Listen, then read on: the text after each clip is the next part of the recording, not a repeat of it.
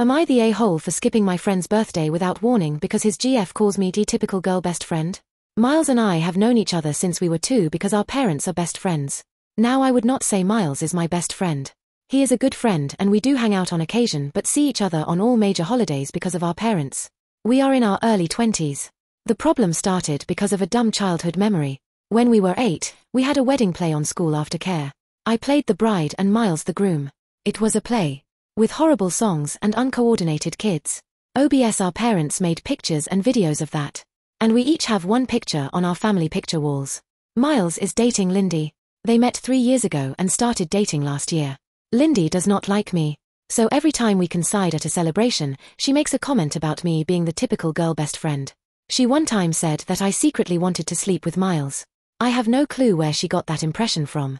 Miles and I have different friend groups and schedules. Besides the monthly catch-up over food, we didn't really meet that much. Things got worse when Lindy saw the wedding play picture. The comments just got more. She even started DMing me on Instagram saying she knew what game I was playing. I talked to Miles once about this, and he told me to give her time. So his birthday was on Saturday and I was invited. Lindy wrote me saying something along the lines that she was going to supervise me. This was their first birthday as a couple, and I was not allowed to take up his time. I was honestly just fed up. I tried talking to Miles once more, but he said the same thing.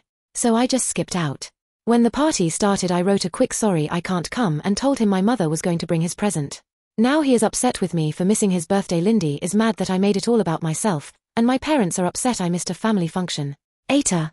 Edit. I didn't show anyone the messages because it didn't want to make more out of this than it is. I didn't want to poison anyone against Lindy, especially not if she is a new fixture in Miles' life. That would make both our lives more difficult. I hoped that just talking about it might be the more adult thing. My parents are not mad at me or blowing up my phone. A la Reddit fashion. They and Miles' parents were just bummed out that this was the first birthday that I ever missed. As to why she is jealous, I have no idea. Neither of our parents ever wanted us to get together. There were no jokes or anything about it. I think they also never would want that. The wedding play picture is in the living rooms because they loved the picture and it was our first play. Update. I will update you in the first part and clarify some things later. After my post, I talked to Miles. At first, he was kind of mad and thought I had been blowing things out of proportion. Some more details are in my last post. We came to the conclusion of taking more distance while he figures that all out. Mainly because I did not want the added stress of petty drama. Then I talked to my parents and explained to them what was going on. They were really upset by how Lindy treated me. Obviously, they weren't going to get involved, but it was nice to get that off my chest. Then, nothing else happened. Until Tuesday evening. Wednesday was a holiday, so some of my friends took the opportunity to go to an Irish pub to do karaoke. At some point, my best friend and I went to pee and touch up our makeup. Then Lindy and some of her friends walked in and kind of cornered us. It wasn't pretty. They stared loudly talking about man-sealing bitches and how some women were just born to be homewreckers. And imagine being pathetic enough to pretend to be a guy's friend to fuck him and how pick-mes are the worst. They kept kind of edging us physically into the part where the hand dryers were while pretending we were not there. Until my best friend had enough and just pushed through them while puling me behind her. We were almost at our table when Lindy went right behind me and pulled my hair, so that I fell backward onto like a metallic piece where you were supposed to put your feet on. It hurt so bad that I started to see white. And then a girl next to Lindy poured beer on me. I cannot really tell you what happened, but there was a scuffle, and someone dropped one of those heavy pint glasses on my head. The Lindys were taken away by police and I was taken to the hospital. My parents were furious as were Miles' parents. They both came to the hospital. I was severely concussed, my nose was fractured, and the worst thing is that I have a hairline fracture in my back. I stayed in the hospital till yesterday morning. Miles did try calling me a bunch. According to my parents, they told him not to visit me right now. I did get an official notice saying that apparently there was now a legal case open against Lindy and one other girl for not only assault but also public disturbance in the bar. So now I'll have to deal with all that legally. I finally talked to Miles. And long story short, those of you saying Lindy was isolating him was a sign that an abusive relationship was right. He told me all the things she said to him to make him feel awful. She would freak out about anything in her life and take that out on him. She would scratch him and bite him when she was mad. Our talk ended with both of us crying and apologizing. We will be closer again. At least we can talk about these things more often. He broke up with her and is hiding at my parents' house. So that is it for now. Update. I'll update immediately and go into details later. There has been an official court date set for my process against Lindy. It took 2 months to get and is another 3 months out, but something is something. Our lawyer said that Lindy is probably not going to jail as she is a first-time offender. If she goes to jail, it would be no more than 3 months. Most likely she is going to have to pay a fee of 100 days of her income or something like that. I have let my father deal with this 100% because I have no head for it. There is a second lawsuit going on at the same time, as now I am legally chronically ill. The hairline fracture was not a passing thing but developed. I am daily in pain. Not every day is bad, but not a day passes where I am not in at least a 2 on the pain scale. As a result, I have not been able to work. Right now my insurance pays 75% of my former income, and my workplace covers the rest. But I am probably going to get fired. So, my insurance filed a claim against Lindy to pay my lost wages. I am right now not in contact with Miles. I tried to be supportive, but being disabled by his jealous ex-girlfriend made me bitter against him. He was a victim. But now I can't live my life. And I blame him partly for that. I am in therapy to work through all of that and have taken up some new hobbies. I have started to write more and am looking into courses or online classes. Miles' parents have been apologetic and have supported me a lot. His mother had been a saint. She volunteered to drive me everywhere, and I have actually become friends with her. We even went to see Deadpool and Wolverine. She is a SHW, so we have a lot of time. One of Lindy's friends reached out through my lawyer, offering a testimony against her own friend. She also sent a letter apologizing. To make it short, Lindy had told them I was bullying her and that Miles had once already cheated on her with me. So that's where we are right now. Take care and shield your back. Update. Hey everyone. So, here we are again, and yeah, things have moved along, but honestly, I'm just tired. The first court date? It came and went. It was my insurance company versus Lindy, and surprise, surprise, she lost. She's on the hook for most of my lost wages, which is nice, I guess. I didn't have to be there the whole time, which I was grateful for because I've had enough of this mess. As for the criminal case, well, we don't even know if we'll end up going to court for that one. My lawyer is handling it, and I've handed the reins over to my dad because honestly, I've had it. I'm no legal expert, and after that insurance loss, Lindy's in a bad spot. Her legal team is apparently scrambling to do some serious damage control, but at this point, that's not my problem. More of Lindy's friends have crawled out of their hidey holes to give testimony. Turns out this wasn't her first rodeo. Another girl came forward with evidence of Lindy pulling similar stunts back in high school. This poor girl was just sitting next to Lindy's then boyfriend, being a normal human, and Lindy went off the rails, starting rumors and spreading literal breadcrumbs on her table to trigger her celiac disease. Yeah, she's that kind of psycho. No one could prove it at the time, but now, with all these friends popping up, it's all coming to light. And believe me, these girls didn't have some moral epiphany. They're just terrified of getting fired or having anything negative pop up in their records. The receipts are coming out, and it's getting uglier by the day. Now, let's talk about Miles, because that's a whole other dumpster fire. I'm still not speaking to him. Turns out he's known for a while that Lindy was threatening him with bad things if he didn't cut me off and make his parents stop talking to me. And this idiot laughed it off. Thought she meant breaking up with him or something. But no, she was dead serious, even started stalking me and one of his cousins. She made some fake profile and was sending cryptic messages to his cousin. What did Miles do? Talked her down. Yeah, that's it. She kept giving him ultimatums, and he just rolled with it. So, yeah, I'm even angrier at him now. He knew she was unhinged and didn't do a damn thing about it. He let her spiral while I got dragged through the mud. His dad finally got involved and dragged him to the police, where they filed reports about all the crap Lindy pulled. They have evidence now from the stuff with his cousin and even photos from when Lindy got physical with him.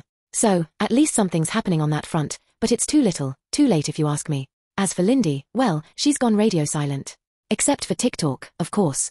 My friends keep sending me her cringy videos, and it's honestly kind of disturbing. She's acting like nothing's happening, like her whole life isn't unraveling. She's got a new boyfriend now, and they're making those awful lip-sync videos together. I think she's living at his place, but who knows? Maybe her parents cut her off. Wouldn't be surprised. Oh, and the guy. Yeah, one of my friends looked him up. Let's just say he fits right into her pattern. As my grandma would say, there's a lid for every pot. On the health front, still nothing good to report. My pain hasn't improved, and I'm now waiting for a surgery appointment, which looks like it'll be early 2025. The pain is radiating to my left hip now, which is just great. I feel like that sad little dog from the Black Cauldron. But, hey, silver lining, I've made friends with a few of the nurses who work with me. One of them braids my hair, which is kind of sweet. I'm also seeing a physiotherapist regularly, mostly for massages at this point. It helps, but some days I feel like I'm just patching myself together with duct tape. The therapist suggested I start doing pool exercises, so now I'm in an aqua aerobics class for seniors. No, there isn't a disability-specific class in my town, and frankly, I didn't feel like looking too hard. The old ladies are a riot, though. Well, except for one who always looks miserable, but honestly, I'm not one to talk. One piece of good news, I finally got approved for a wheelchair. So, at least I can go out with my friends without feeling like my body is falling apart after an hour. I've also been taking a few university courses for fun and playing way too much Fallout. So, there's that. And that's where we are. It's still a mess, but I'm just doing what I can to get through it. Thanks for sticking around, I guess. Final update. Hi, everyone. Things have finally settled enough for me to share an update. The court case is over. Lindy was sentenced to actual prison time, and none of it is suspended. She also has to pay restitution for my medical expenses, lost wages, and pain and suffering. The court didn't miss a thing. They went through all the evidence, the testimonies, and even the messages, and it was clear who was at fault. I cannot tell you how much of a relief it is. During the trial, Lindy claimed I had been bullying her and that I planned the pub incident to ambush her in the bathroom where there were no cameras. She said I struck first. 2 of her friends backed her up, but the third one, who was also part of the attack, ended up telling the truth to avoid harsher punishment. It was obvious their stories didn't line up, and when the outside CCTV footage and witnesses from the pub were brought in, her whole narrative fell apart. The court didn't buy it, especially with all the messages Lindy had sent me before the incident. She could not explain why someone supposedly bullying her would also be the one receiving threats from her. It also came out that Lindy and her new boyfriend had been intimidating witnesses. He even messaged me on Instagram, trying to get me to say something incriminating or admit to something I didn't do. At first, I didn't realize who it was, so I replied briefly, but once I figured it out, I stopped immediately. Thankfully, I had already handed over everything to my lawyer, so it was documented. Watching her lawyer try to frame her actions as acting out under stress, while knowing she was tampering with the case was surreal. There was a moment outside the courtroom where my parents and Lindy's parents talked. It wasn't an argument, but it was uncomfortable. My parents pointed out how everything presented in court made it clear what Lindy had done. Lindy's parents didn't argue back, but they seemed completely out of their depth. They mentioned being shocked by how much she had escalated things and admitted they hadn't understood how serious it was. They've taken on the financial burden of her restitution, which means I know the money for everything will come through. It's hard to say if they are doing it out of guilt or to protect their image, but either way, it is one less thing for me to worry about. Adjusting to my new normal has been a mixed bag. The chronic pain is still there, and my surgery isn't happening for a few more months. I've also been dealing with the endless back and forth of German bureaucracy. My insurance keeps sending letters asking, "Hey, you still disabled LOL," as if chronic pain and an unhealed fracture could magically fix themselves. Every time I think I'm done explaining my situation, they send me another form to fill out. It's exhausting, but my doctors have been really supportive and always help me get the paperwork sorted. Some days are harder than others, and there are moments when I feel sad about how much my life has changed. A few months ago, I was stuck in that sadness, angry all the time, and constantly thinking about how unfair this all is. I think I was grieving the life I thought I would have. Now, though, I have accepted that this is my life, and even if I never fully heal, I know I'll manage. I'm not letting Lindy take up any more space in my head than she already has. I've started focusing on things that make me happy again. My friends and I started a Dungeons & Dragons campaign, and they come over to my place to play. They're so patient when I need breaks or when the pain gets bad. Through that group, I met someone. At first, I was nervous about getting close to him because I thought he might see my situation as too much to deal with, but he's been amazing. He drives me to appointments, brings me groceries once a week, and has never made me feel like a burden. I'm falling in love with him, and for the first time in a while, I feel hopeful. I've also been keeping my mind busy with the courses and finally rewatched all of How I Met Your Mother. Sometimes I catch myself comparing my old life to this one, and it makes me sad, but I don't stay in that feeling as long as I used to. I've started finding a balance between moving forward and letting myself feel everything that comes with this new chapter. I've distanced myself from Miles' parents. They were wonderful to me, but I realized he needs their support now more than I do, and it should be undivided. I still don't know if I can forgive him. To this day, I haven't. Thank you to everyone who has supported me through all of this. It has been a long road, but I finally feel like I'm on the other side of it. Take care of yourselves and hold on to the people who make your life lighter. They make all the difference. Am I the a-hole for taking my daughter to Disneyland? I kinda already think I'm not, but my family is convincing me I am. I, 28F, went on a vacation with my daughter, 5F, and my husband, 29M, as a last vacation before we're a family of 4. I'm 7 months pregnant and we wanted to spend time with our daughter before her brother was born. When I was around 13, me, my mom, my dad, and my little brother went on a Disneyland vacation. It was fun and all until my dad left his phone in the hotel and they wouldn't give us it back.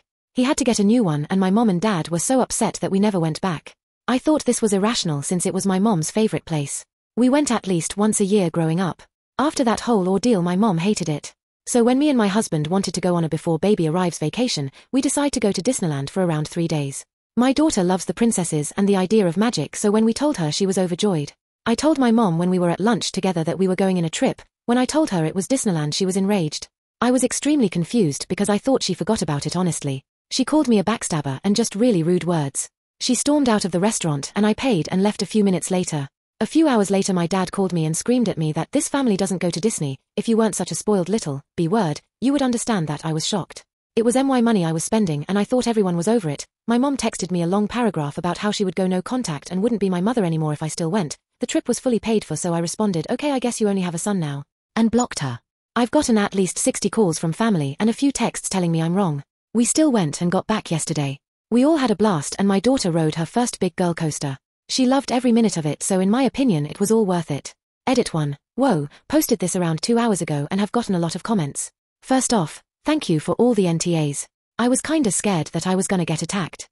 I think once I get home I'm gonna unblock my mom and ask if we can meet up.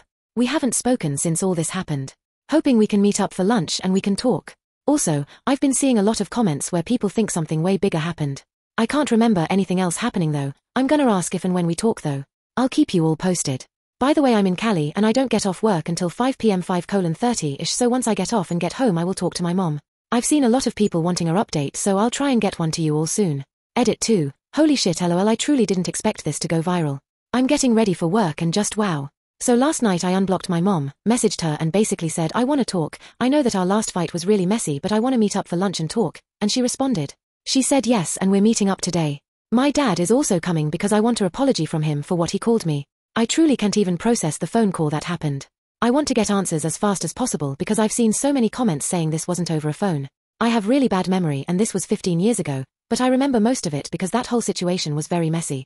I will definitely be updating you guys after the lunch. I've also seen people saying my parents might not like Disney because they are more liberal. I don't think that's the reason though. 15 years ago though was very different as well. I'll ask that when we meet up, but I don't see it as a real reason. I've also seen people saying it's very unreasonable to go no contact, very limited contact because of this, which I agree with. I think she was just saying that to scare me, which is still very gross. But we still went and she messaged me back, so I guess we will just see. My husband also might come with me because I don't know how my parents will react when I ask them my questions. They know we still went, so I'm not too scared, but I can't be sure. I'll update with how the lunch goes soon. Final update. We'll hear it is fellas, your final update. Around 1 p.m. yesterday we went to lunch. My husband didn't come because he had an important meeting at his work. I wasn't that scared anyway because we were going to a pretty popular restaurant. It wasn't like I would be alone with them. We got there and sat down. I started talking to my mom and dad and started asking my questions. It was mostly just, why would you get so mad? And it's my money and I wanted to make my daughter have a fun vacation with her parents before she has a brother. And I was met with them gaslighting me and thinking because they don't love Disney I can't go. I was in the verge of tears and leaving. So I asked my final question that I really wanted her answer on. This can't be over AF * King phone. There has to be something going on to make you blow up like this. They then told me what really happened. So my dad did actually leave his phone. When housekeeping went to clean the room for the next family to arrive, the woman who was cleaning took the phone and took it to lost and found. She saw my mom's contact on my dad's little smartphone and called her and we went to pick it back up, but the woman also saw another contact that said baby. My dad was cheating for a good year to a year and a half. She told my mom and my mom blamed that woman for ruining her marriage by telling her. That's why they hated Disney, cause it ruined their marriage. I walked out after that. I didn't pay either. I don't think I'm gonna talk to them after this, only if my daughter and son want to. They betrayed my trust and never apologized either for what they called me a few days ago. I don't know why we never got the phone back, probably we'll never know. But here is the official ending of this crazier story.